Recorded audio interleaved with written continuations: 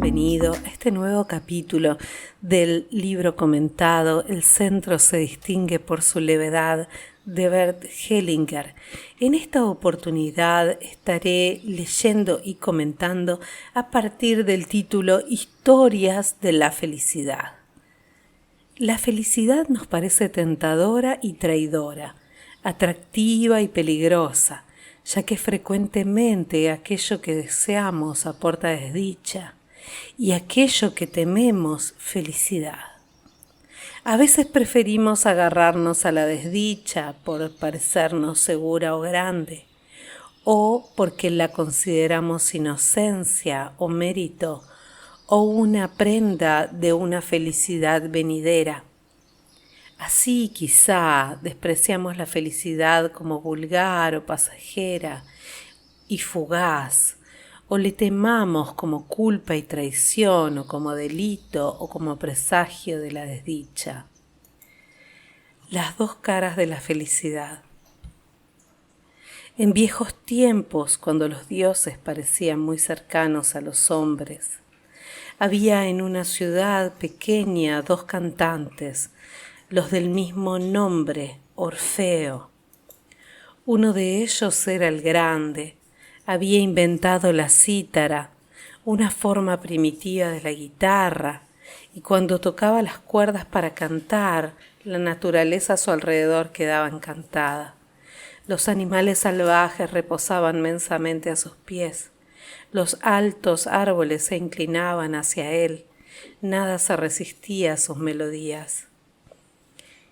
Como era tan grande, cortejó la mujer más bella. Después empezó el descenso.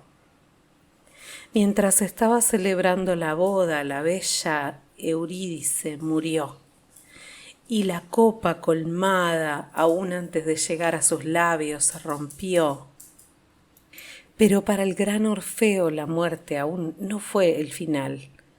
Mediante su arte sublime encontró la entrada a los infiernos, bajó al reino de las sombras, atravesó el río del olvido, logró pasar delante del cancerbero, llegó con vida al trono del dios de los muertos y lo conmovió con su cantar.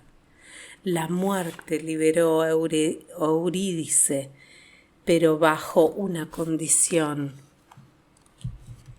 Y tan feliz estaba Orfeo que no percibió la malicia en este favor. Emprendió el camino de vuelta oyendo detrás de sí los pasos de la mujer amada.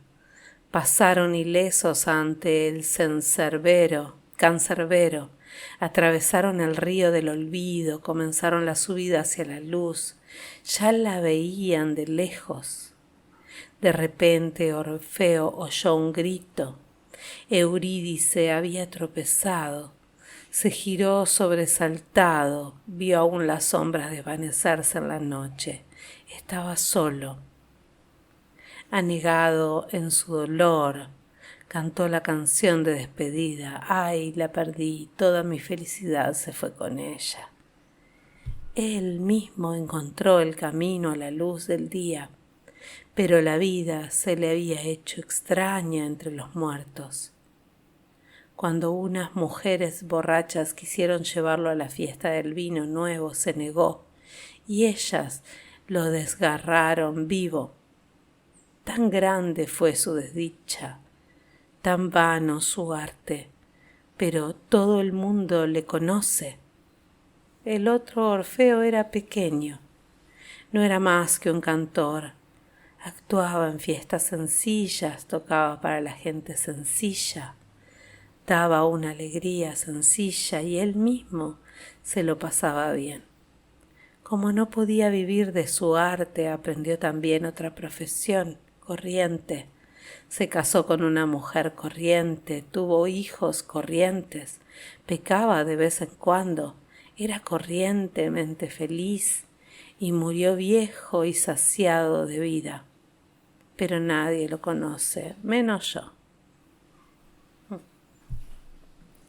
El burro. Un señor compró un burro joven y ya muy pronto lo acostumbró a la vida dura. Lo cargaba de bultos pesados y lo hacía trabajar todo el día, dándole tan solo lo indispensable para comer.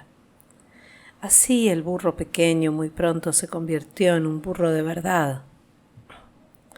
Cuando venía su amo se ponía de rodillas, agachaba la cabeza y de buena gana dejaba que le pusieran las cargas más pesadas, aunque a veces apenas se aguantaba de pie. Otros, al verlo, se compadecían de él. «Pobre burro», decían, y querían hacerle un bien. Uno intentó darle un terrón de azúcar, otro un trozo de pan, el tercero incluso quería llevarlo a un pasto verde, pero él les enseñó lo burro que era. Al primero le mordió la mano, el otro le pegó una coz, y con el tercero se puso terco como una mula. «¡Qué burro!», exclamaron finalmente, dejándole tranquilo a partir de ese día. A su amo, sin embargo, le comía de la mano, aunque no fuera más que paja. El hombre, por su parte, ante todo el mundo lo alababa, diciendo: «Es un gran burro, más que ningún otro que haya visto hasta ahora», y le dio el nombre de Io. Más tarde ya se supo con seguridad cómo se pronunciaba aquel nombre, hasta que un entendido afirmó que debía ser yo y yo.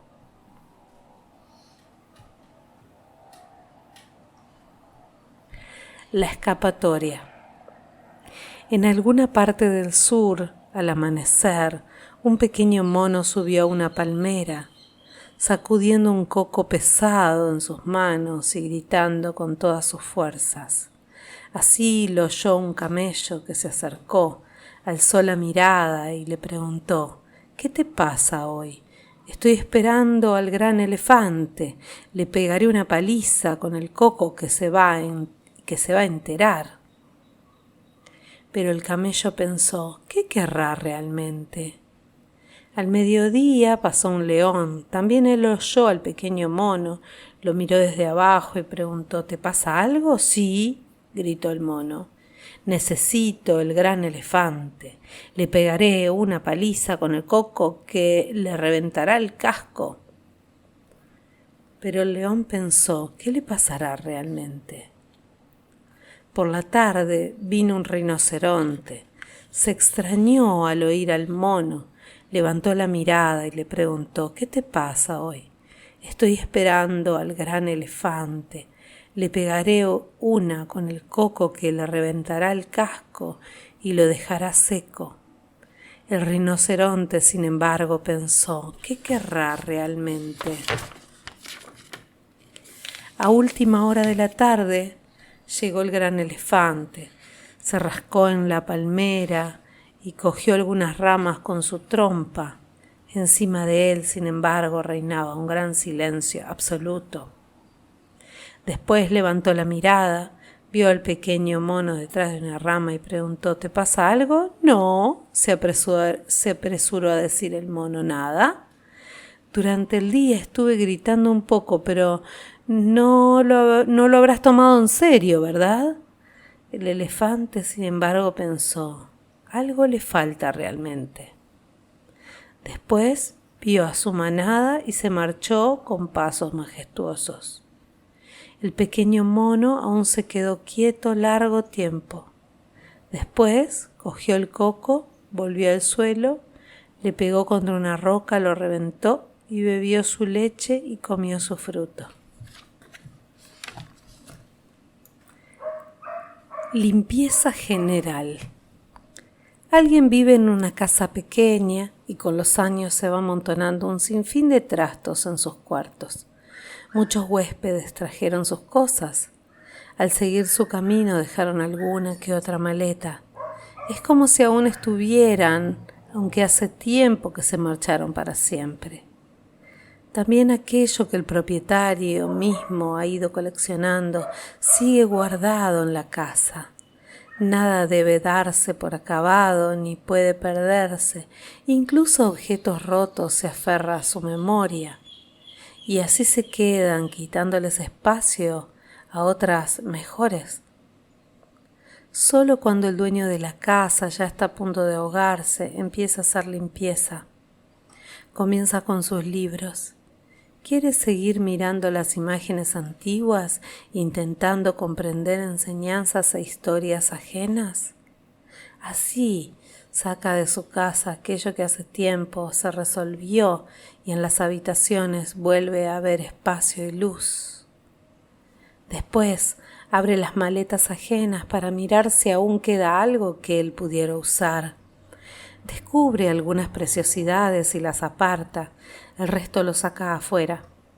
Tira los cacharros viejos y un hoyo profundo, cubriéndolo cuidadosamente de tierra, para finalmente sembrar hierba encima. Hay historias que son vallas, limitan y excluyen. Si nos sometemos, nos ofrecen seguridad y si queremos seguir, nos cortan el paso. A veces, entonces, nosotros mismos nos contamos historias de este tipo, llamándolas recuerdos, ya que muchas veces nos contamos aquello que en aquel entonces fue fatal y nos hirió, pero no narramos lo que también libera. Así, el recuerdo se convierte en atadura y nuestro ámbito de movimiento permanece limitado. Voy a pasar adelante a otro capítulo que se llama Cuerpo y Alma, Vida y Muerte. El tema de mi ponencia es Cuerpo, Alma, Vida y Muerte.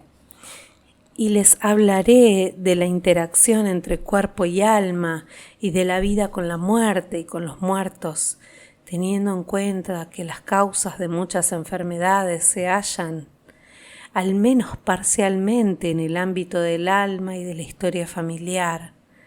Por tanto, su curación depende de determinados procesos en el alma, es decir, junto con el tratamiento médico.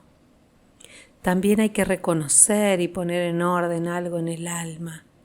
En este contexto también cuento entre las enfermedades, los accidentes graves y el suicidio, dado que aquí no solo se trata de salud y enfermedad, sino de vida y muerte. El cuerpo. Pensando en la interacción entre cuerpo y alma, a veces aún nos encontramos atados por la idea de que el cuerpo es material y el alma se añade como fuerza vivificante y gobernante. Esta idea se basa en la experiencia de que los moribundos dan un último suspiro, pareciendo que con él también expira en su alma.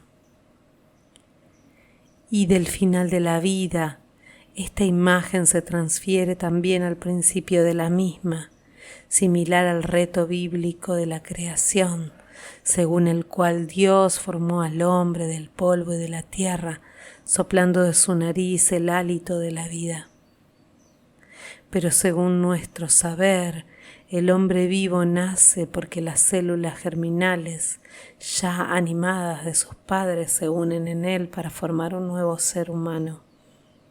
Nuestro cuerpo, por tanto, desde un principio se encuentra animado, convertido en un eslabón de una larga cadena que une a todos antes y después de nosotros, y a todos los que inmediatamente nos rodean, como si todos tuviéramos parte en una vida y en un alma comunes. El alma, por tanto, va más allá de nosotros, abarcando también nuestro entorno, nuestra familia, los demás grupos mayores, el mundo en su totalidad. A partir de este hecho, en un principio, experimentamos el alma referida a nuestro cuerpo. Ella dirige su principio, su crecimiento, su transmisión de la vida a través de él y al cabo de un tiempo también su muerte. El yo. Sin embargo, también nos experimentamos como mirando desde fuera el cuerpo y el alma que lo anima. como si en nuestro interior tuviéramos un centro que hablara con el cuerpo y su alma, sintiendo a sus movimientos, resistiéndose a ellos, intentando elevarse por encima de ellos, o sometiéndose de buena voluntad o con impotencia. En ese centro, pues, nos experimentamos tanto libres como atados frente al cuerpo y al alma. Solemos definir este centro como el yo. Sin embargo, tan solo disponemos de esta experiencia del yo porque el cuerpo y el alma que lo anima tienen su propia conciencia y su propia voluntad, y tanto asienten como se resisten al querer del yo. Esta interacción favorece al cuerpo o lo amenaza. La observación y la experiencia nos permiten saber cuándo le sirve y cuándo le perjudica. Yo y cuerpo. Por regla general asociamos con el yo el estado consciente, la razón, la libre voluntad, control y rendimiento. Sin embargo, no todo lo que el yo pretende es razonable y libre, porque el yo es también impulsivo y muchas veces ciego. Este sería el caso de los temerarios, los imprudentes o los ascetas, que enfrentan su cuerpo con exigencias que ponen en peligro su salud. El cuerpo se resiste, por ejemplo, cayendo enfermo, perdiendo fuerzas, hiriéndose o doliendo. De esta manera hace reaccionar, entrar en razón al yo. Así el cuerpo y el alma que lo gobierna se muestran más conocedores y sabios que el yo. A través de ellos, el yo encuentra sus límites y asimismo se convierte en conocedor y sabio respetando estos límites. En la Biblia se encuentra una historia que puede servirnos de parábola. Cuando el profeta Balaam se encuentra en contra de la orden de Yahvé, quiso ir a los moabitas para bendecirlos en vez de maldecirlos. Su burra lo apartó del camino, porque vio al ángel de Dios ante ella, cerrándole el paso con la espada desenvainada. Pero Balaam le pegó hasta que volvió al camino. Después pasaron por una cañada y de nuevo la burra vio al ángel de Dios con la espada desenvainada. Así se arrimó contra la pared, hiriendo a Balaam, y de nuevo le pegó hasta que volvió al camino. Más adelante la burra nuevamente vio al ángel de Dios con la espada y se echó al suelo con Balaam encima, negándose a seguir. Balaam se enfureció de tal manera que hubiera querido matarla. Pero en ese momento la burra giró la cabeza y le dijo: «¿No soy yo tu burra? ¿Y me has montado desde siempre hasta el día de hoy? ¿Acaso dejé de servirte alguna vez?». Entonces también Balaam miró hacia adelante y vio al ángel de Dios con la espada desenvainada cerrándole el paso. Es decir, existe una parte ciega del yo que le exige al cuerpo algo negativo que le perjudica. El cambio hacia una mejoría para el cuerpo y el alma, por tanto, se inicia con la comprensión por parte del yo. Esta comprensión es sobre todo un percatarse de los límites del cuerpo, de los límites de nuestra salud, de los límites de nuestra vida. Esta comprensión resulta fructífera cuando el yo también asiente a ella, lo cual es humildad. La comprensión nos hace conocedores, pero solo la humildad nos hace también sabios. Frecuentemente el yo tan solo alcanza esta sabiduría a través de la enfermedad y del sufrimiento. La enfermedad y el sufrimiento purifican el yo y repercuten de manera curativa al cuerpo. Una vez que el yo ha llegado al conocimiento, así muchas veces una enfermedad primero tiene que concluir su influencia purificadora y aleccionadora sobre el yo antes de poder cesar y desaparecer. Por otra parte, también el yo influye de manera beneficiosa sobre el cuerpo, sobre todo el yo esclarecido. Esclarecido significa aquí que sea consciente tanto de sus posibilidades como de sus límites y que más allá de sus deseos y de sus miedos impulsivos se atenga a la mera verdad perceptible, purificado significa que esté en sintonía y en armonía con el alma, consciente para él en gran parte, pero a pesar de todo, sabia a un nivel mucho más profundo que el yo. A este yo esclarecido le damos la medicina científica, el conocimiento de las patologías, la higiene, la cirugía y la farmacología. Pero también pienso en la psicología y la psicoterapia, con sus conocimientos del trasfondo, del inconsciente, de comportamientos enfermizos y con sus métodos para actuar sobre tales comportamientos. Por ejemplo, a través del análisis de la terapia de conducta, de la hipnoterapia, de la programación neurolingüística, para solo citar unos cuantos. De esta manera, el yo esclarecido disciplina tanto al cuerpo como al alma, desarrollando sus capacidades más allá de la mera salud física. Aún así, también la medicina y la psicoterapia, y con ellas también el yo que intenta oponerse al carácter efímero de la vida, topan con límites que los detienen, ya que al cabo de un cierto tiempo toda persona enferma se debilita y se muere. El alma asciende a este momento hacia la muerte porque alcanza ambos ámbitos y así parece, perdura en ambos.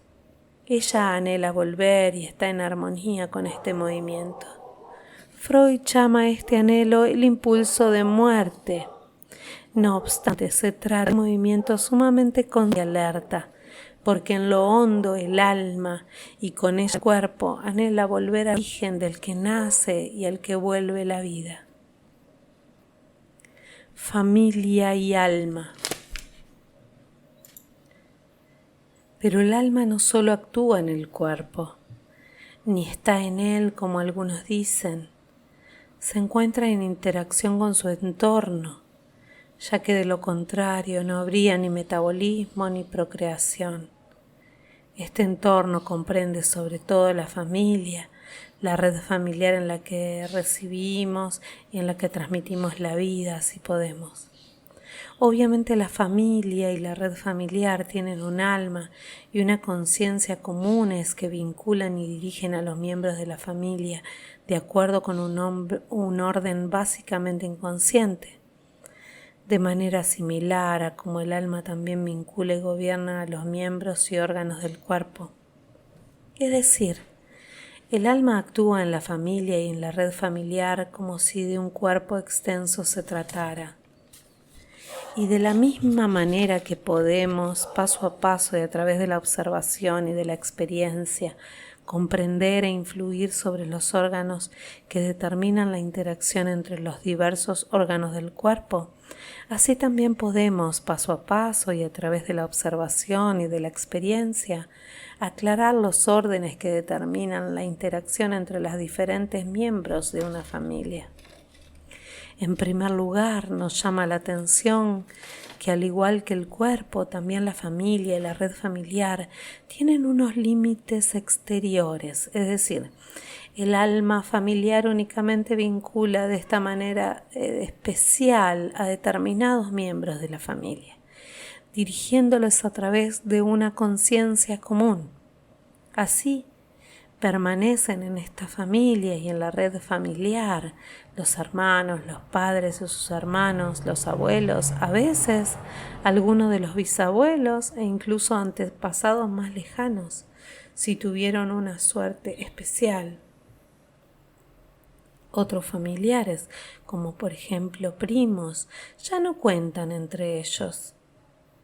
Aparte de estos parientes consanguíneos, también pertenecen a la familia y a la red familiar aquellas personas extrañas a la misma, por cuya desaparición o muerte otros en la familia y en la red familiar tuvieron una ventaja. Entre estos cuentan, sobre todo, parejas anteriores de los padres y de los abuelos.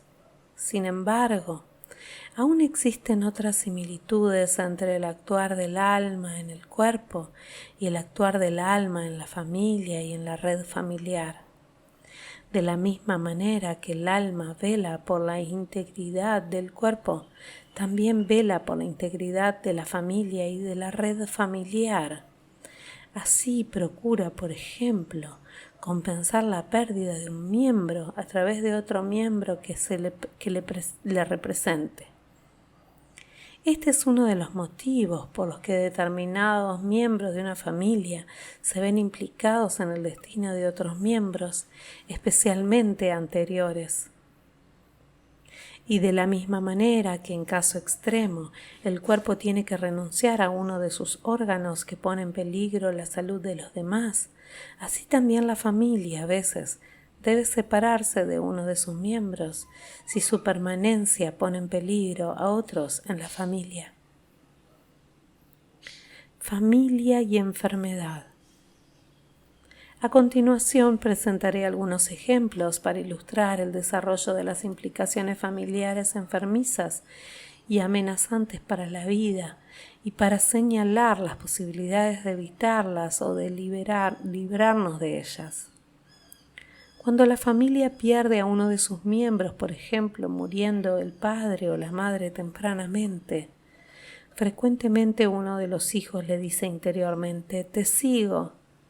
Frecuentemente un hijo en esta situación quiere morir también, sea por enfermedad, por accidente o por suicidio. Aunque el hijo no lleve a la práctica esta frase pronunciada interiormente, muchas veces siente una especial afinidad con la muerte y un anhelo de morir. Cuando un hijo pierde a un hermano, por ejemplo, un niño nacido muerto o fallecido a temprana edad, también le dice: «Te sigo». Cuando un famoso corredor motonáutico durante una carrera volcó con su lancha y murió, su hija comenzó a participar en carreras motonáuticas. También ella tuvo un accidente grave durante una carrera, pero sobrevivió. Cuando más tarde le preguntaron qué había pasado, en ese momento respondió: «Solo una cosa, papá, ya voy». Detrás de la frase «te sigo» se halla el amor profundo con el que el alma vincula al niño con su familia, actuando durante toda la vida de una persona. Este amor es más fuerte que la muerte y es ciego. Cree que a través de la muerte podría superarse la separación y que por el propio sufrimiento y la propia muerte otros en la familia podrían ser redimidos. Una constelación familiar nos brinda la oportunidad de sacar a la luz la inutilidad y la ceguera de este amor. A través de los comentarios y sentimientos expresados por los representantes, el hijo se da cuenta de que los muertos aman a los vivos con el mismo amor que los vivos sienten hacia ellos, que el deseo de los vivos de seguirles les duele en vez de alegrarles, que no quieren que su muerte también traiga la muerte a otros, que se sienten aliviados cuando los vivos se encuentran bien y que bendicen a los vivos para que aún se queden. Detrás de la frase «te sigo» aún se halla otra dinámica más, la necesidad elemental de compensación y expiación. Frecuentemente, los vivos se sienten culpables cuando ellos viven, mientras otros miembros de la familia ya están muertos, y se sienten aliviados muriendo ellos también. En un caso así les ayuda el inclinarse entre los muertos y decirles: yo aún vivo un poco, después también moriré. Así, ya no experimentan la vida como una arrogación y pueden tomarla mientras dure. Otra frase beneficiosa para los vivos es esta: en tu memoria aún me quedo un poco. O, en el caso de un hijo que pretende seguir a sus padres muertos, ayuda a la siguiente frase: honro y valoro lo que me disteis, le saco provecho en vuestra memoria y lo mantengo mientras me esté permitido. Así, la necesidad impulsiva de vinculación y compensación se cumple de una manera más extensa. Este sería un logro superior y espiritual del yo, que pide un cierto desarrollo. También podría hablarse de un paso evolutivo, abandonando lo estrecho para dirigirse a lo más amplio, superando los límites del alma del grupo para llegar a las dimensiones del gran alma.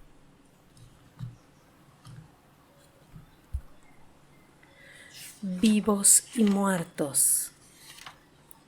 Cuando una persona se siente irresistiblemente atraída por los muertos, se puede hacer un ejercicio muy simple con ella. Se le pide que cierre los ojos, que lentamente se centre en su interior y que después vaya más allá de ese centro, yendo lejos hacia los muertos que le atraen. Una vez allí, se echa a su lado, esperando que algo le llegue de lejos, sea lo que sea. Lo recibe en su interior hasta sentirse colmado. Después nuevamente se pone en camino para volver de los muertos a los vivos, hasta llegar a su centro, y aún más hacia arriba, y abre los ojos. Muchos vivos quieren ir con los muertos, pero cuando los vivos respetan a los muertos, estos vienen a ellos y se muestran afables. Vienen y a alguna distancia están presentes con afabilidad. Algunos piensan que los muertos son desdichados, pero también podríamos decir han llegado y están en paz. Solo los vivos aún sufren vicisitudes, los muertos están en paz. Una imagen muy difundida es que los muertos han desaparecido, están enterrados y por lo tanto han desaparecido. Después aún se les pone una lápida para que no vuelvan a salir. Este era el significado original de la lápida, que ya anteriormente ésta se colocaba echada, pero que los muertos han desaparecido es una imagen extraña. Martin Heidegger tiene otras imágenes a este respecto. Él dice: de lo oculto surge algo a lo no oculto y después vuelve a descender a lo oculto. Lo oculto está presente a la manera de lo oculto, pero no ha desaparecido. Surge y vuelve a descender. También la verdad obedece a esta ley. Surge del oculto y vuelve a descender. Por eso tampoco podemos asirla. Algunos piensan que la verdad es válida y eterna, como si la tuviéramos en nuestras manos, pero no, tan solo se muestra brevemente para volver a descender. Por eso, siempre que surge, aparece de manera diferente, es un reflejo del oculto que sale a la luz. Así también la vida surge del oculto, que no conocemos, a lo no oculto y vuelve a descender. Lo realmente grande es lo oculto. Aquello que está a la luz no es más que algo transitorio y pequeño en comparación con lo grande. También los muertos están en lo oculto, pero su influencia alcanza lo no oculto. Cuando se les permite actuar, la vida es sostenida por ellos. Pero quien desciende al oculto antes de tiempo, peca contra este movimiento. Asimismo, quien permanece en la vida más allá de su tiempo, quien se agarra a la vida más allá de su tiempo, atenta contra la corriente que sale a la luz y vuelve a descender al oculto. Ambas actitudes se oponen a la corriente.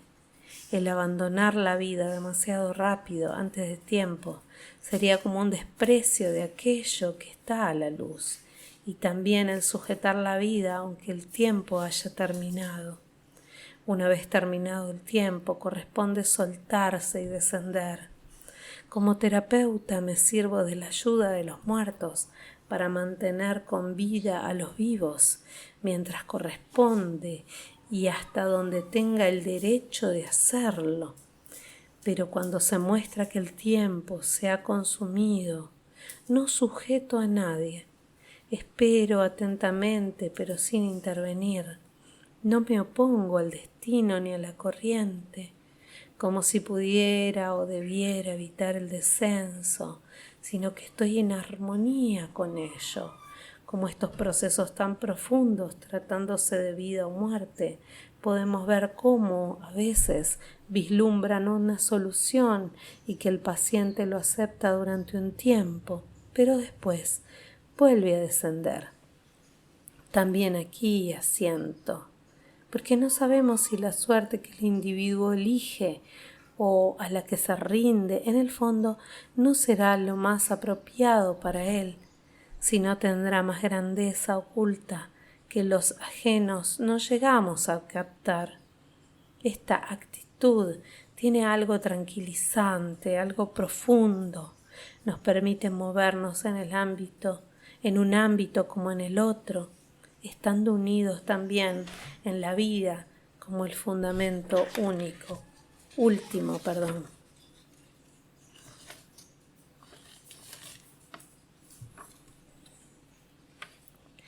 La expiación. A veces, sin embargo, una persona viva debe ir con los muertos y permanecer a su lado, por ejemplo, un asesino. De lo contrario, en su lugar irán sus hijos y aún sus nietos y bisnietos. Los asesinos quedan vinculados de manera indisoluble con sus víctimas. Por tanto, deben abandonar sus familias y ponerse al lado de sus víctimas. Este paso parece duro, pero cualquier otro camino trae consecuencias nefastas para personas inocentes a través de muchas generaciones. Aportaré un ejemplo. Una mujer joven comentó en un grupo que desde que nacieron sus 2 hijas tenía la sensación segura de que debía morir pronto y que había algo pendiente sobre ella que no lograba captar. Configuró su familia de origen y salió a la luz que su representante miraba a alguien que no estaba presente. Al comentar este hecho, la mujer dijo: «Estoy mirando hacia el pasado, a mi padre y a mi abuelo. Su padre se había suicidado cuando ella tenía 1 año y el abuelo había sido miembro de la SS y había fusilado a mujeres y niños judíos. A continuación se introdujo un representante del asesino y otro del hijo, y para los niños judíos asesinados se pusieron 10 representantes frente a la familia. La representante de la cliente ni siquiera miró a esos niños, ni dijo nada al respecto, como si al igual que su abuelo no sintiera ninguna compasión por ellos. Su hija menor, sin embargo, es decir, la bisnieta del asesino, dijo que sentía la necesidad imperiosa de acercarse a los niños judíos muertos y de ponerse a su lado.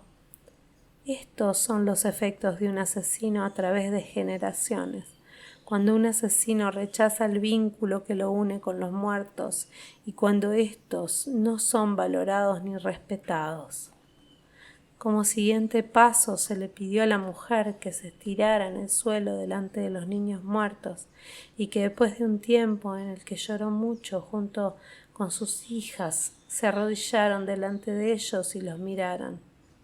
Así, los muertos encontraron un poco de paz.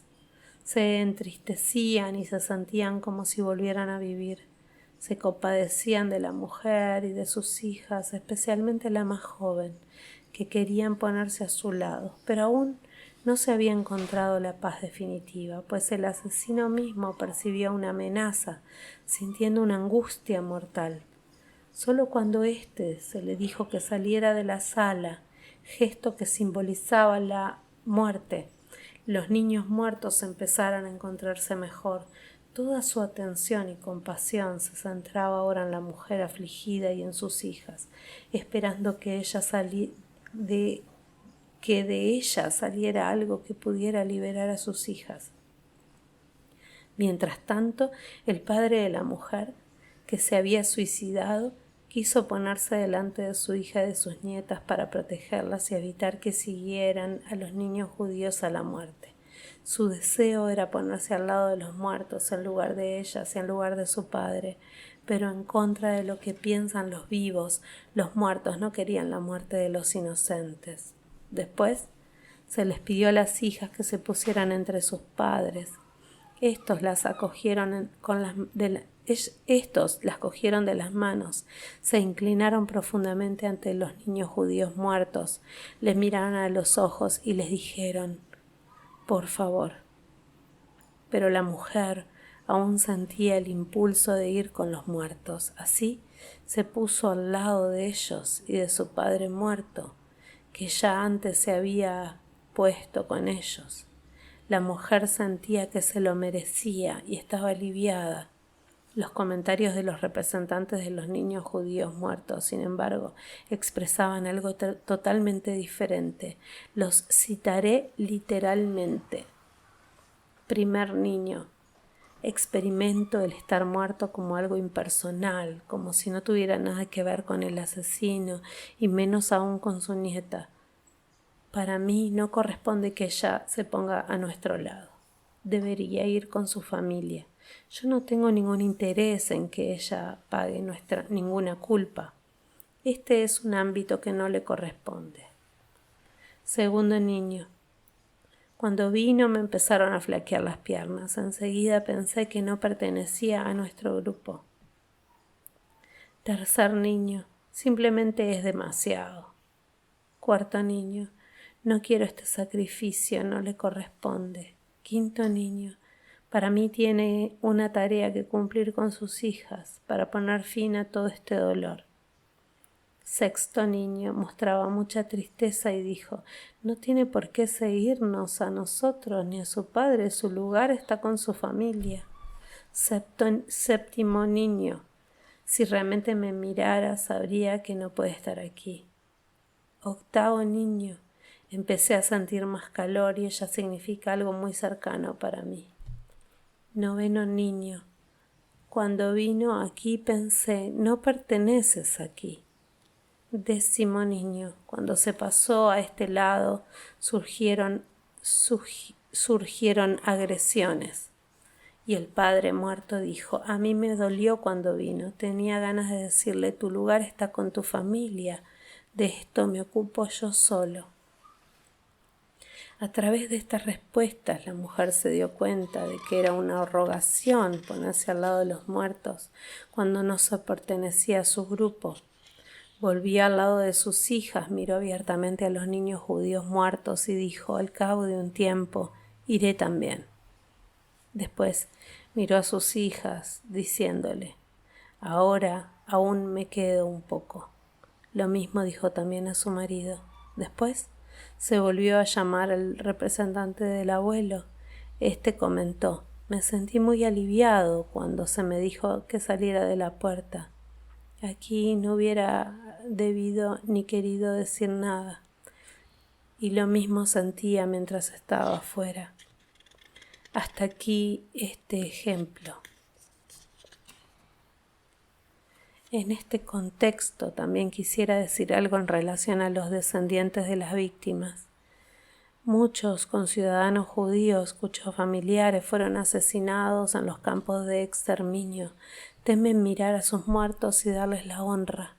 pensando que no tienen el derecho de seguir con vida teniendo en cuenta la suerte de ellos. Se sienten culpables, deseando espiar como si ellos fueran los perpetradores. En consecuencia, ni ellos pueden acercarse a los muertos, ni los muertos pueden acercarse a ellos. Ahora bien, si los supervivientes y descendientes se encaran a sus familiares muertos, mirándoles a los ojos hasta que realmente los vean, inclinándose ante ellos y dándoles la honra, llenos de amor, entonces parece como si los muertos resucitaran, como si el terrible estado de muerte terminara, como si por fin pudieran dirigirse a los vivos y bendecirlos para que se queden y para que su vida siga fluyendo a través de ellos. Lo más consolador para los muertos, por tanto, es que en una de estas constelaciones familiares los vivos les digan: mira, oh hijos. Morir en lugar de otros. Aún existe otra dinámica desencadenante de enfermedades graves, accidentes o suicidios en el seno de la familia o de la red familiar. Cuando un hijo percibe que el padre o la madre quiere marcharse o morir, frecuentemente por querer seguir a alguien en su familia de origen, interiormente le dice: mejor que sea yo que tú. Prefiero desaparecer yo antes que tú. En consecuencia, quizá contraigan alguna enfermedad, por ejemplo anorexia, o tengan accidentes graves o se suiciden. Esta dinámica también existe entre cónyuges. A este respecto citaré un ejemplo. Una mujer enferma de cáncer contó que, hacía 20 años, su marido se había matado de un tiro. Ella había sido su segunda mujer. De la primera se había separado porque ambos pensaban que el otro era la persona equivocada. Así lo comentaba la cliente. En la constelación, el marido se encontraba enfrente de su primera mujer, mirando continuamente los pies de ella. Ella, en cambio, notaba sus pies curiosamente ligeros, como si pudiera despegar. Así pues, se le pidió al marido que se arrodillara ante su primera mujer y de postrar la cabeza ante sus pies. En ese momento la mujer se cubrió la cara con sus manos, sollozando y temblando violentamente. Se arrodilló junto a él, lo cogió del hombro, le miró a los ojos y lo abrazó sollozando llena de dolor. Después se levantó cogiendo al marido y levantándolo también a él. El uno al lado del otro se cogieron de la cintura y la mujer puso su cabeza en el pecho del marido. Se le pidió a la mujer que le dijera al marido: lo tomo de ti como un regalo, lo respeto y lo valoro. Después ambos se abrazaron largamente y llenos de cariño. Todos los presentes lo sabían, el marido se había suicidado en lugar de su mujer. Estos son los misterios del amor que a veces negamos con tanta facilidad. Es precisamente este amor el que actúa detrás de muchas enfermedades, cuyas causas radican en el ámbito psíquico o en la historia familiar, bien expresándose a través de la frase te sigo, bien a través de la necesidad de expiar, especialmente de expiar en lugar de otra persona, o a través de la frase mejor que sea yo que tú. En todo este proceso, la enfermedad o los actos nocivos concretos a través de los cuales se expresa este amor son absolutamente secundarios. Las dinámicas fundamentales son similares o idénticas, incluso en enfermedades o suertes diferentes. La gran alma. Pero el alma también alcanza más allá de los límites de la familia y la red familiar. Se encuentra en interacción con otros grupos y, finalmente, con la naturaleza y con el mundo en su totalidad. Aquí experimentamos al alma sin límites, como gran alma con mayúscula, sin ataduras de espacio ni de tiempo. En ella todos los opuestos se hallan referidos unos a otros, quedando por tanto suprimidos también los opuestos de bien y mal, de antes y después, de vida y muerte. El cuerpo bien alcanza el reino de los muertos, porque en él los muertos están presentes a través de su influencia y también la familia y la red familiar conservan la presencia de sus muertos, como si ambas partes, vivos y muertos, aún dependieran unos de otros y como si el bien de unos dependiera también el bien de los otros. Sin embargo, para el gran alma, esta separación se borra en todos los aspectos. Ella también une a aquellos que tuvieron que ser excluidos de la familia. En ella también estos se vuelven a unir con su familia. Ahora bien, en primer lugar experimentamos a la gran alma como fuerza que nos toma a su servicio para fines que van más allá de nuestras propias ideas y metas. Ella nos sostiene y nos dirige cuando logramos algo nuevo y grande y duradero, como si no fuéramos nosotros los que obramos, sino la gran alma a través de nosotros. Lo mismo se aplica también al mal y a los malos, por muy difícil que nos resulte llegar a esta comprensión. La paz. Solo la unión con la gran alma nos permite mirar libremente y sin prejuicios a las implicaciones, superándolas a través de la orientación hacia lo más grande. Frecuentemente podemos observar que pacientes que lograron dar un primer paso para salir de sus implicaciones, al cabo de un tiempo vuelven a caer en ellas. La razón se halla en que las implicaciones sistémicas, por muy graves que puedan parecer para personas ajenas, a la persona afectada le dan la sensación de pertenencia, de amor y de poder, de conciencia, aún donde nos asalta ciega e impulsivamente, nos confiere una sensación infantil de plenitud y de felicidad, de paz y de estar acogido. Solo extendiendo el esclarecimiento también a la conciencia, desprendiéndonos de ella para avanzar hacia el ámbito de la gran alma, las necesidades impulsivas de pertenencia, de reconocimiento y de compensación son despojadas de sus efectos enfermizos y amenazantes para la vida. Tan solo a este nivel superior el amor que ciega cobra clarividencia. La compensación que únicamente perpetúa la fatalidad se convierte en compensación que pone fin a la fatalidad. Y la arrogancia convencida de que podría deshacer y cambiar los destinos de otras personas cede a la humildad, consciente de los límites de nuestro amor. Es tan solo esta humildad que nos pone en armonía con la salud y la enfermedad, con el bien y el mal, con la vida y la muerte. En último término, sin embargo, se trata de un acto religioso. En él, yo y el gran alma se hacen uno. Al final, aún contaré una historia. Se trata de una historia filosófica o religiosa o terapéutica, puesto que en ella estas diferencias se suprimen. La historia se titula El Círculo. Un afectado rogó a otro que le acompañaba un trecho en el mismo camino: «Dime para nosotros, ¿qué es lo que cuenta?» El otro respondió: «Primero cuenta que estamos con vida para un tiempo, por lo que hay un principio ante el que ya hubo mucho y cuando termina vuelve a caer a lo mucho que antes ya existió. Ya que, al igual que en un círculo que se cierra, fundiendo su final y su principio en una sola cosa, así, el después de nuestra vida se une sin ruptura a su antes, como si entre ambos no hubiera mediado ningún tiempo. Por tanto, solo tenemos tiempo ahora.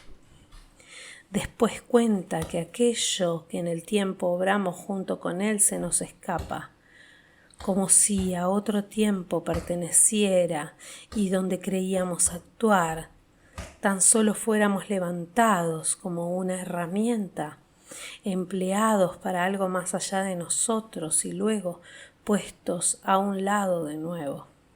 la despedida nos encuentra concluidos. El afectado preguntó: si nosotros y nuestro obrar existimos y nos extinguimos, cada cual a su tiempo, ¿qué cuenta cuando nuestro tiempo se cierra? El otro contestó: cuenta el antes y el después, como uno mismo. Después se separaron sus caminos y su tiempo, y ambos se pararon y recapacitaron. Y de esta manera concluye este libro comentado.